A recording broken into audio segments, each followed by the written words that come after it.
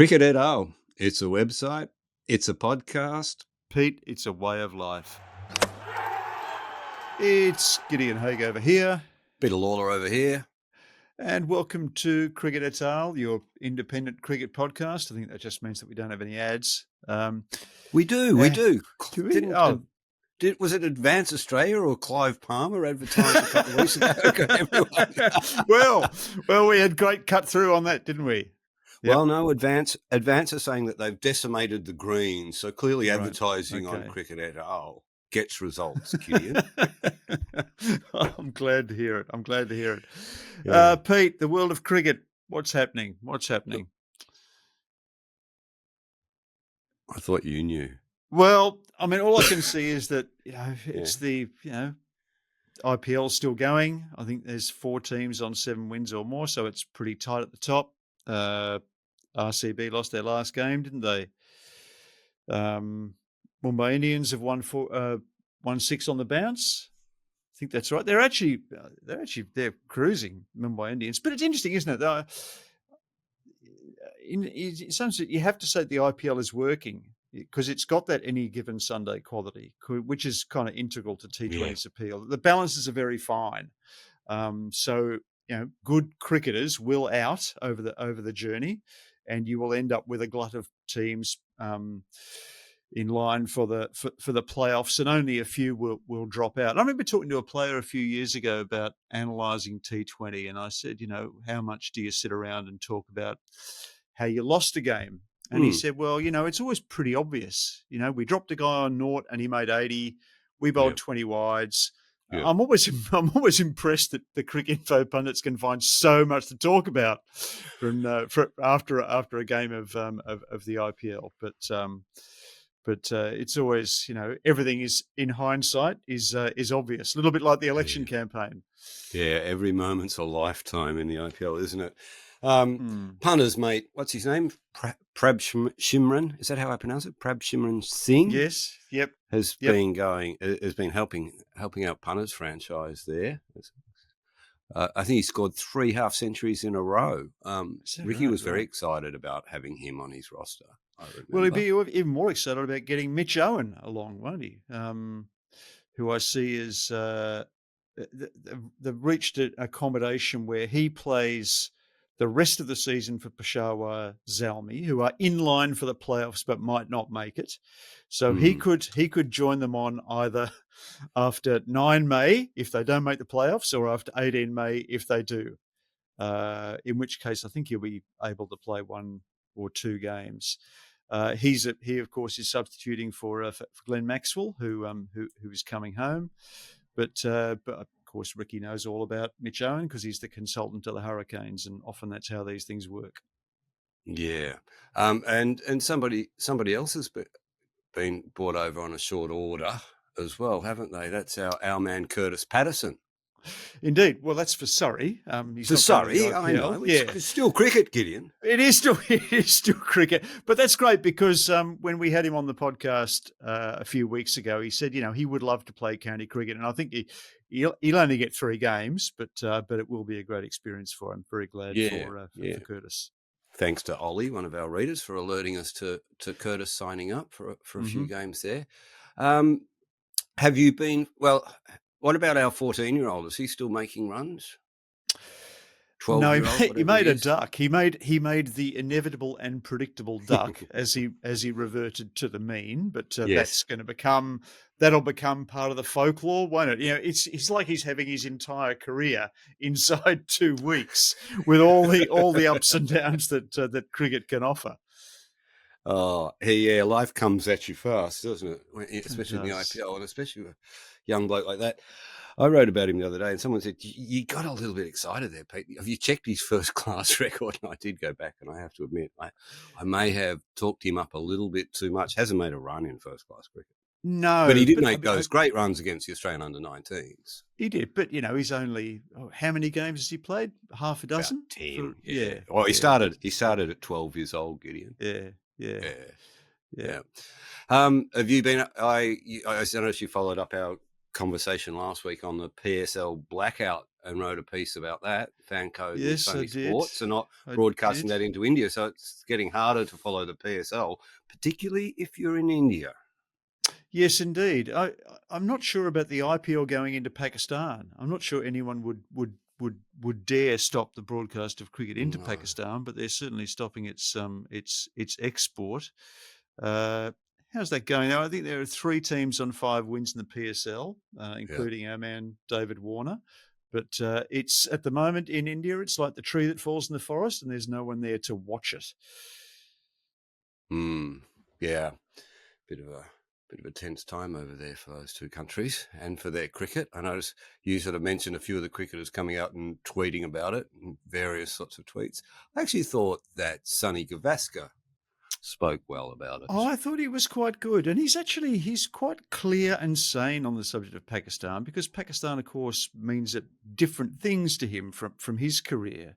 He played a lot of cricket against Pakistan. He became friendly with a lot of Pakistan cricketers. He's quite tight with Imran Khan. I think he does. He's always struck me as quite a thoughtful commenter on the subject. So kudos to you, Sonny. I've got his tweet here. For the last 78 years, not 1 millimetre of land has exchanged hands, has it? So for the next 78,000 years and all the years after that, nothing's going to change. So why don't we live in peace instead and make our country strong? That's my appeal. That was very good from Sonny. I think you pointed out in your piece, and it's a fascinating moment in cricket history. Is it 71 when he's down here playing with the rest of the world? Yes. So the Indians and Pakistan players find themselves in the same dressing room on the same team while their countries are at war. Yeah, exactly. I think they might even have shared a room, Sonny and Farouk. But so and Sonny and as if Masood. So yeah, it's amazing that cricket has that capacity both for screening out differences and for magnifying them. There's a movie in that, isn't there? There is a Take a movie in that. reckon. Yeah, It's a there really is. interesting thing. It's a good article anyway. You should Thank write you. it, Gideon. Thank you You write kindly. good articles. You've been feeling very nostalgic lately, I know, Pete. Because I know what you were doing last night, because you texted me about watching video from the Adelaide Test match of 1980. What were you doing that for? I don't know. It just came up on YouTube. It's YouTube funny, isn't it? suggested that perhaps I would like to watch this match or that match, and I went on. And as you know, I watched that. I also watched the 1984 West Indies game at the Wacker where Michael Holding Cutler's got the 6 wickets. Yep. Gideon, how bad was tail order batting in the 70s and 80s? It was lamentable, and it is atrocious. It's embarrassing. No one batted an eye either.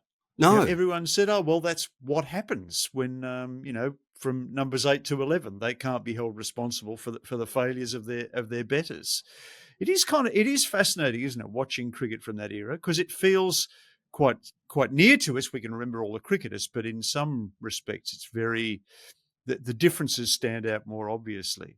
Now, I actually went and had a look at those highlights of the Adelaide Test match from 1980 before. One thing that stands out: really big ground, no roped in boundaries, absolutely huge boundaries, to the extent where to throw the ball on the full from the outfield elicits applause from the crowd. I thought that was very interesting. That, especially on the straight hits, that's the great length. Yeah, exactly. I noticed Vivian Richards wearing his WSC shirt. Really? Yeah. There was. I probably the West Indies Cricket Board or the West Indies team wouldn't have had a logo on their shirts at that time, but clearly Viv's packed it up from the previous season where he was playing for Kerry Packer, and it's just still sitting on the top of his gear. So that's there. I saw Lillee bowled 5 no balls in his first 5 overs in that Test match. I saw of course, that. Yeah. Not debited against the bowlers. So the attitude of the players is pretty not lighthearted, but it's not regarded as a huge transgression. It certainly never occurred to anyone that you would take a wicket with a no ball, which seems to happen much more frequently these days. Am I right? Well, yeah, I get that feeling. I get that strong feeling, but they're monitored much more closely now, aren't they? Yes. I mean, we don't know how many no balls players were getting away with Mm. back in the day, or how many poor decisions were made because umpires True. were focused on that bit. What fascinating? I had to do a double take at the start of that match. I think Richie was hosting, wasn't he? Yes. Just Yep. the structural changes to the Adelaide Oval. It's absolutely Yes. unrecognisable. Yeah. Yep. The hill looks enormous, doesn't it? Yeah. Mm. The hill looks enormous. The other thing that always strikes me about looking back at those tests, Gideon, is that they're not actually that well attended. No, not No, I mean, I think there overwhelmingly. might have been a No. full house that day, but it was 20,000 people Yeah. or something like Yeah. that. By no We, means standing room, but somehow it did feel momentous, didn't it? yeah. Yeah, it And was the only thing on, wasn't it, mate? Yeah. how good does Viv look? How good does Viv look? Oh, my word. He jumps out of the screen at you. He so pervades the stage, and he takes Len Pascoe down. It's just awesome. I watched that spell again this morning. Oh, pulling the wings off a fly, wasn't it? You know. Apparently he was sledging Lenny when he was kept pulling him, saying, "Butter, Lenny, butter. Marmalade, Lenny, marmalade." It was like, you're delicious, Lenny. I'm dining on you.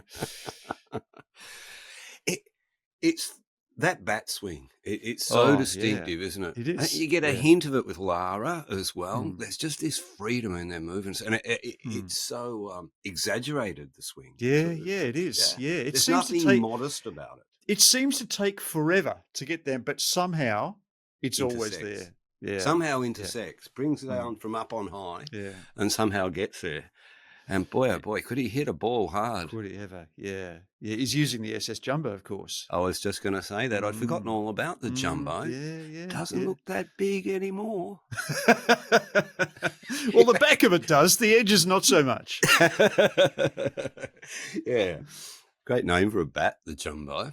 So I'm not surprised that you're going down the memory hole at the moment, considering your recent experiences, Pete. Tell me what it's like to have a brush with greatness like the one that you did last week at the Chapel Foundation dinner. I reckon it might go down as one of the greatest weeks of my life. We get to meet a lot of cricketers, don't we? And a lot of famous people. But there is something about Dennis, and I tried to write about this on Cricket et al. You did. It's a great piece. I love the piece. About that adulation that mostly men, women have it too, but I think it comes from a different place, just quietly. This adulation for Dennis Lillee. 50, 60, 70-year-old men go weak at their knees. Their eyes light up like they're 12 years old again.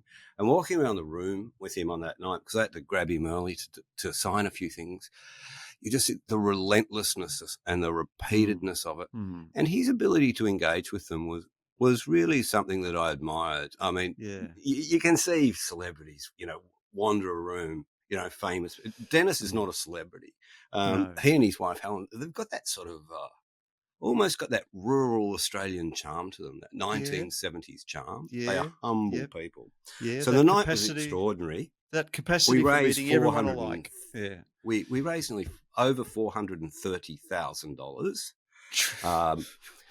Fisher Classics artwork went for close to 4,000, I think. And I think Paul McGrath's artwork of Dennis, which was brilliant, too, went for over $4,000. So that was fantastic. There was so much love in the room. It was a really high-powered room. All the usual suspects were there. But the next night, Gideon, Sue and I were headed out to see John McMurtry's band, the Bluesberries. Yes. But we thought we'd stop for a vegetarian thali on Cleveland Street at Maya Masala Sweet House. It's actually going really well. Food there's the best it's been for 30 years. Yep. On the way, we get a phone call. Some other people were going, would we be able to give them a lift? Oh, my God. Guess who? Dennis and Helen. I just had to pull the car over, and Sue says, what's wrong? And I said, Dennis Lillee wants to pick him up and take him to the concert. I said, get out of the front seat. You can't sit in the front seat. But no, Dennis and Helen insisted on sitting in the back seat of the Lawler family Corolla. and we went to the Paddington RSL. We drank wine in plastic cups, red wine in plastic cups, and we listened to John McMurtry's Bluesberries. It was a fundraiser for Ukraine, and I'll get back to that. And caught up with Trevor and Ian there as well, the Chapels. Yeah, right. So what a night. Yes. And on the way home, Dennis sent a text saying thank you for giving us a lift and all those sorts of things. And you've had it framed and mounted? Well, I said to Sue, when I was 12, he wrote me a letter. 62, he sent me a text. The circle of life is complete. Well, don't die. Hey? Don't check out on me now. Life's not going to get any better, mate. Okay, all right. No, it will never get better than that. Anyway, it was a great night, and thank you to everybody. Thank you to all the SL people who made an effort to come on the evening, and I think everyone who comes realises what a great fun night it is. Another thing that actually popped up just quietly, that was a fundraiser for Ukraine that the Bluesberries were doing at the Paddo RSL. And it was quite a confronting experience because they had two special guests, a guy called Nazar Kappa and Victor Blacksmith. Now, that's not their real names. That's their call signs, Kappa and Blacksmith. Right. Nazar is 21 and Victor is 29. And interestingly enough, his call sign is his occupation. He's a blacksmith, and he's built like a blacksmith too. He has those, shoulders as wide as a cricket bat. And but he doesn't have any legs. And Nazar, in fact, has had to have one of his legs reconstructed. And they are Ukrainian soldiers who've been brought out to Australia to have surgery because of injuries that have happened in the war. They're the first and only two to come out here. Victor came out here last year, I think, for the first time to have his legs amputated. And he's now walking on, he's had further surgery and he has those artificial limbs now. Kappa's had 4 inches of bone regrown in his leg after being hit. I think he was hit by a drone. I think both of them were injured by drones. But gee, it really brings it home to you to be in the presence of people who are involved in something like that. I was talking to the chair of the Australian Ukrainian Federation, Katerina Agu, and she said, it's not as far away as you think. When you see living and breathing people sort of carrying their injuries from war, in Paddington on a Thursday night in Sydney, you pause a little bit. And I think I might actually, I'm going to try and catch up with those two guys during the week, and I'll talk to them further and perhaps pad out their story for the Adele readers, not listeners. The Bluesberries, of course, have recorded a song with the Mariupol Chamber Orchestra. You might remember they were it's the Mariupol opera building that was bombed early in the war, and with Mariana Golovko, the vocalist, she's a soprano. They've recorded a song with them to raise money for things like Nazar and Victor's treatment. It's quite a good song, actually. I like the Bluesberries, as you know. Indeed, have you seen them? Indeed. I have not seen them, John. I have not seen them. Have they been to Melbourne? I'm not sure that I have. No, mate. I think they sort of stick to Sydney. Yeah, right. I don't know. Come on, McMurtry, get that show on the road. Get the show on the road? Get that show on the road. And if you can guarantee that Dennis Lillee comes, he'll have a queue around the block. I went to the Swans and Giants with my son and McMurtry yesterday. Then we ducked up to Willie the Boatman. You've been there before. Indeed. Elbow was having a beer up there. Well, he finally turned up all those years after not turning up for cricket et al. Anyway, we'll pardon him. That's all right. He was with his, 150 closest friends, all the volunteers from something. But actually, we didn't have a beer with him because his car was driving away. I see. Right. So, yeah. Okay. Which was fine. I'm sure he'll get over the disappointment of not catching up with Harry and I. Speaking of politics, do you see who's running for a Central Coast seat? No, tell me more. Nathan Bracken, 45. Right. Former Australian cricketer. Yeah, right. Former Dancing with the Stars contestant. Indeed. What's his platform? He just wants to make things better. Yeah. Right. He wants to protect the coast. He wants to back small business. Right. He wants to invest in road and public transport. I've seen video of him talking to pensioners in their backyard. So he's a man of the people. I've seen videos of him playing cricket with kids. So he likes kids. Yeah. And that's what he's doing. God, that'll do me. Where do I sign? He's an account manager at Boral Concrete these days. Mm-hmm. Okay. Yeah. Haven't seen Nathan for a long time. How's he gone? I don't know. I didn't look it up. Okay. El Chapurnos tipped us into that one. I think he's running as a state member. I don't think he's in federal politics. I don't know. It's all above my head. Right. I'm just a cricket journo, mate. Yeah. Some of the readers were out doing things this week. Alessandro Moro, I hope I'm pronouncing your name right. Moro, took the Usman 232 to Budapest and was photographed in it in Budapest. Fantastic. Which follows JD Mars. I think that's your name, JD. Sorry, that's your handle anyway. Who took it to Sri Lanka the week before. Yes. And actually dropped into Lucky Tuna to have it. There's been a sighting of an Usman 232 out there in the rock and roll world because Tim Rogers has been rocking his T-shirt. He wants to know on stage. No, not on stage, but he wants to know whether he can cut the sleeves off because that's the way he likes to wear them. I've given him permission. I think it might look even better on his rippling physique. Oh, he could sort of make it a little crop top and cut the bottom off it too. I've been bumping into listeners everywhere. I was crossing the road in Marrickville the other day and this bloke's honking the horn at me. What the fuck have I done now? He says, no, mate. I'm a subscriber. Oh, beautiful. Keep up the good work. Thank you. We love to hear from you. It's very nice, isn't it? What did you do on election night, Pete? I went to bed.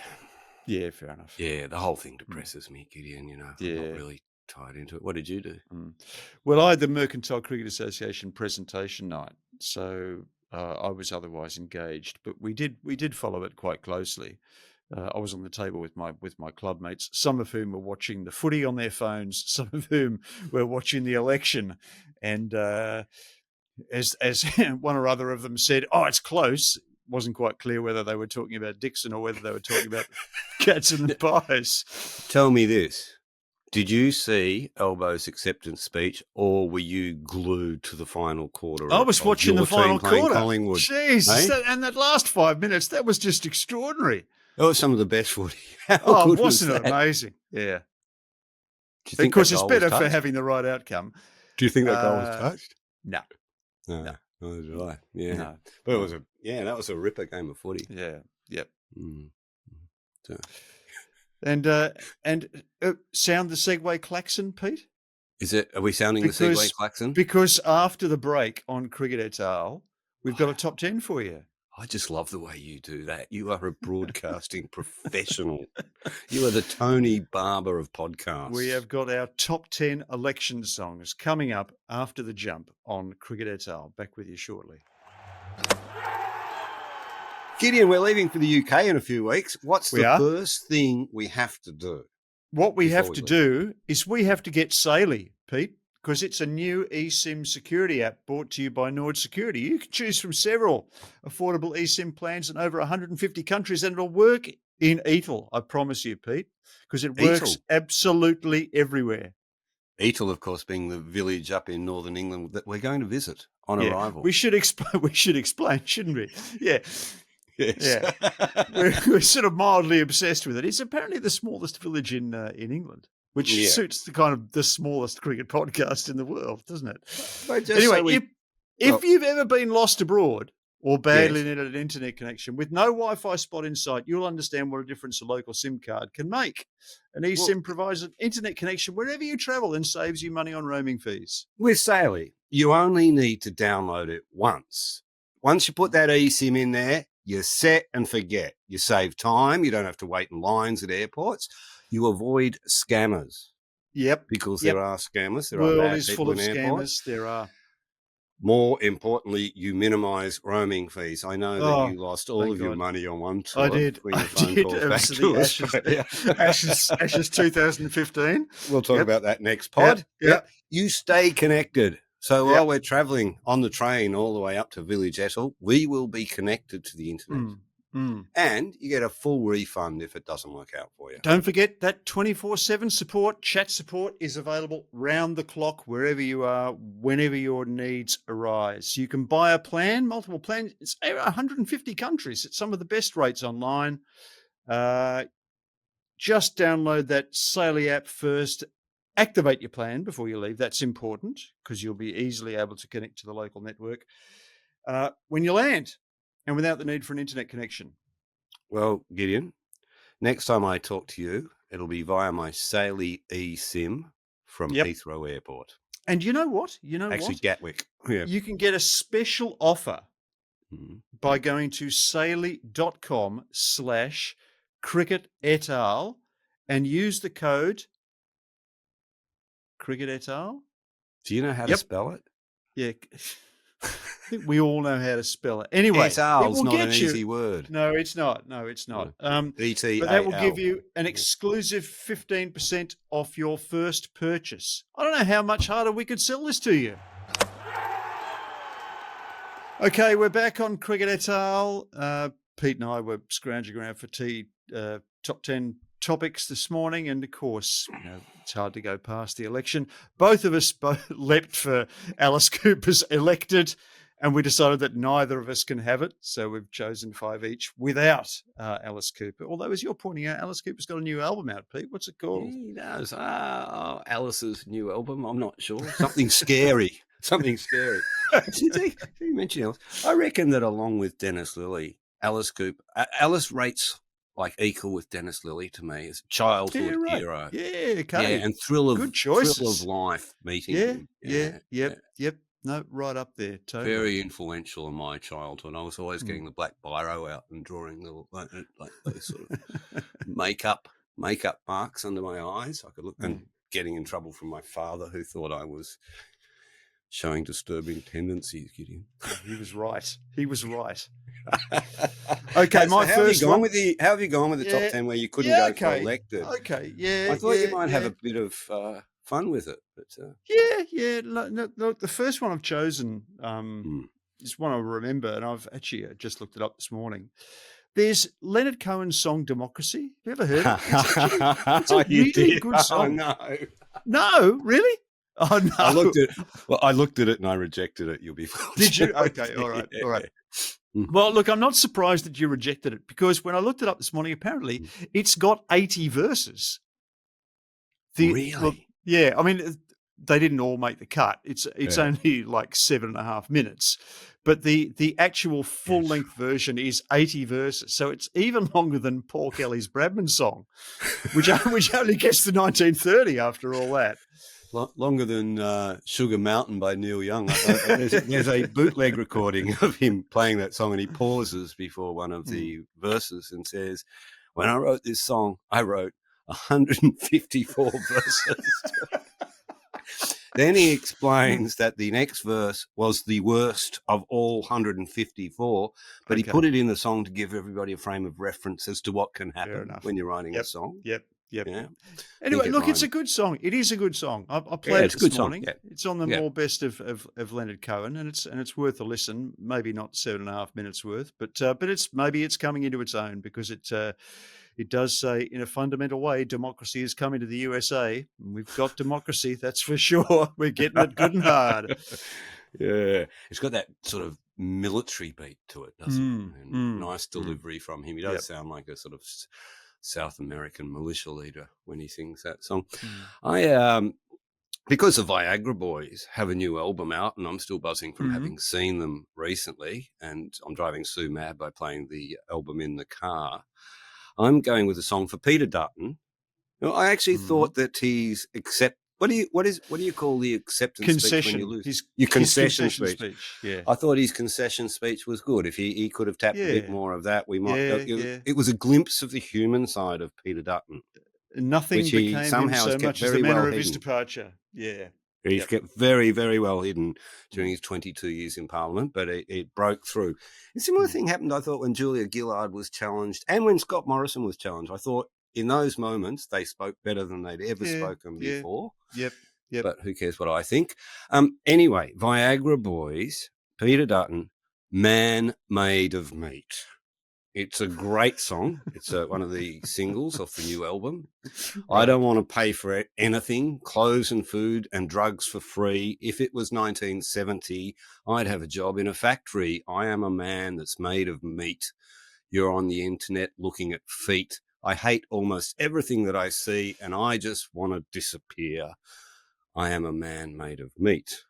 It's also got a very interesting line there is, I'm subscribed to your mum's OnlyFans account. Okay. You really are driving Sue crazy, aren't you? I'm driving I can understand why she doesn't want to listen to that in the car. It's a bad time of year. Yeah, well, I've actually had to edit some lines out. I couldn't even read them, not even on this show. I've gone for Randy Newman. I've reached for Randy Newman while thinking of great North American singer-songwriters from good old boys. Mr. President, have pity on the working man. Right. It's actually a really good song. And I noticed that it's only 5 years ago since he played it on Jimmy Fallon. So it still resonates. Has Randy Newman got any songs that I'd recognise? He's had a few hits, hasn't he? Short People. Everyone knows Short People. Yeah, they got no worries. Yeah, actually, that could go. Oh, that's the start of a playlist, isn't it? Because they go with Iggy Pop's "I'm Only 5'1". I got a pain in the just neck. Concentrate, Pete. Concentrate Sorry. on the top 10. I'll stay with all right. Your go. Yep. It's a good song, 5'1". Working at the amusement park. Viagra Boys, Best in Show. Good movie, good song on their first album. 6 dogs compete for the Best of Show title in the 49th annual Texas Dango Bango Club Show of the... Anyway, we'll go on. But it's a sort of fever dream about attending a dog show. So have you chosen 5 songs by the Viagra Boys? I toyed with that idea, but I bailed out. So, yeah. Okay. All right. I'm obviously going to have to listen to this album. You won't let me rest until I've done so. Fair enough. No, it's fine. It's my thing, the Viagra Boys. You can have Randy Newman, mate. You stick with Randy Newman. Right. I'll listen to the Viagra. Well, actually, I'm going to stick with personal favourites. Devo, freedom of choice. What else are you going to do? Freedom of choice is what you got. Freedom from choice is what you want. And it was inspired by the rise of the Reagan right in the US. If you have a look closely at the album cover, which is on the cover of this book, this is actually a really good book. If you've holding it up like that, the 33 1/3 on freedom of choice. And I was looking it up this morning, and apparently it derives its title from this, which is a comic book that Mark Mothersbaugh, that Mark Mothersbaugh wrote when he was at Kent State University, because of course the Jerry Casale and Mark Mothersbaugh were together at Kent Street. When the shooting happened? When the shooting happened, and one of the works that Mark wrote was "My Struggle: The Spiritual Rubberization of a Spud Boy from the Tire Town," which is where the phrase "freedom of choice" got its first airing, and a great song. Not didn't have the single potential of Whippet, but in some respects, it's even more anthemic. That line, freedom from choice is what we want, resonated with me. It sticks in my head. Yeah, for sure. I often use it actually when you're stuck looking at That's why you order. That's why I know what you're going to eat every time we go to a restaurant. He'll have the granola, or you'll have I'll have the spanakopita, and you'll have the lamb. I read when I was still at school. I read the James Michener investigation of the shootings at Ohio. I became obsessed by it because of that Neil Young song, Ohio. But the Crosby, Stills, Nash and Young song, Ohio, is a reference to that. An incredible event in American incredible history. Event, isn't it? And basically no one was held responsible for it. The National Guard, that's sending the troops into the universities. Couldn't happen again, could it? Couldn't happen again. No chance of that. Ever. Now, I got one for the Prime Minister, who, of course, is my neighbour. It's it's the Getter and Virtual Riot remix of a song that's done by 4 people called Excision, Space Laces, Getter, and Virtual Riot, who I'm sure you're familiar with. Virtual Riot's a very famous DJ in the UK. It's called Throwing Elbows. It's good. Okay. All right. Yeah. Okay. Right, not even going to get a laugh. Throwing Elbows. Throwing elbows? Oh, yeah, okay. All right. Yep. Tough audience. Tough audience. Okay. Posters in suburbia, don't let them disturb you. It's one of the great rhymes, I reckon, of all time. And it's from the Bonzo Dog Doodahs band's song, No Matter Who You Vote For, the Government Always Gets In. You ever heard it? It's a great little sort of quasi reggae tune. I think it was recorded in one of their band? I've kind reunions. of heard of them. Yeah, I mean, it's a guy called Vivian Stanshall, I think, founded it. Probably the best known member is Neil Innes, who is responsible for the Ruttles. He did a lot of occasional music for Monty Python. He did Knights of the Round Table and Brave Sir Robin in Monty Python and the Holy Grail. But it does. Looking it up this morning, it's a cracking song. Love this verse. Promises are cheap. Let me be your crosses. Make me boss of bosses. Then you go back to sleep. And can you just give us a quick verse of Brave Sir Robin Ran Away? Oh, yeah. I love that song. So do I. When bravely. Yeah. That's right. Yeah. I did not. I never. Brave Sir Robin turned about and gallantly he chickened out, bravely taking to his feet he beat a fairly brave retreat. Bravest of the brave, Sir Robin. That's great. Well done. Speechless. You should join the Bluesberries. It'll surprise you to hear that I was at the Bolo at the end of last week and was entertained by that fantastic old school death metal band, Anoxia. It's not often that you get to go out and see a bit of old school death metal. Gideon. Yeah, right. That sounds like a condition, doesn't it? Anoxia. It does, doesn't it? Yeah.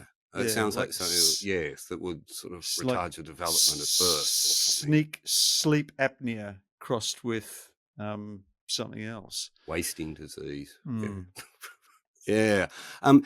So that was great. They had the double kick drums and that singing and all that stuff. I can't pretend that I actually stayed for the gig. I watched the warm up. That was enough for me. And off probably not easy to distinguish. Yes, they've got a new album out, Revel in Sun. You can order a copy on Bandcamp, and I've gone for In the Wake of Desolation, which is kind of for the poor old conservatives who really have been wiped off the map over the weekend. They have indeed.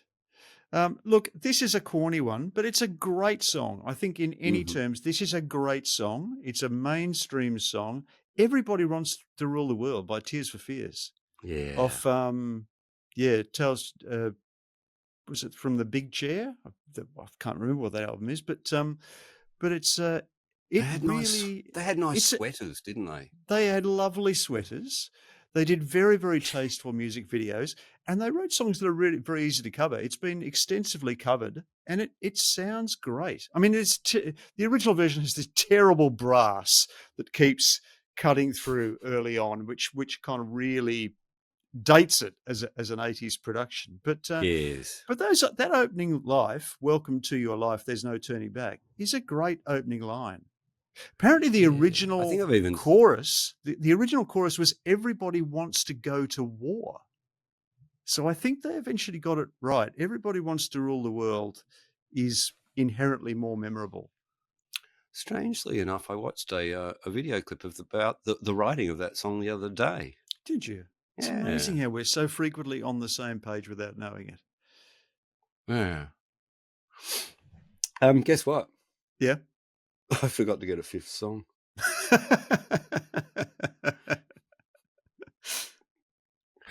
All right. Surprised?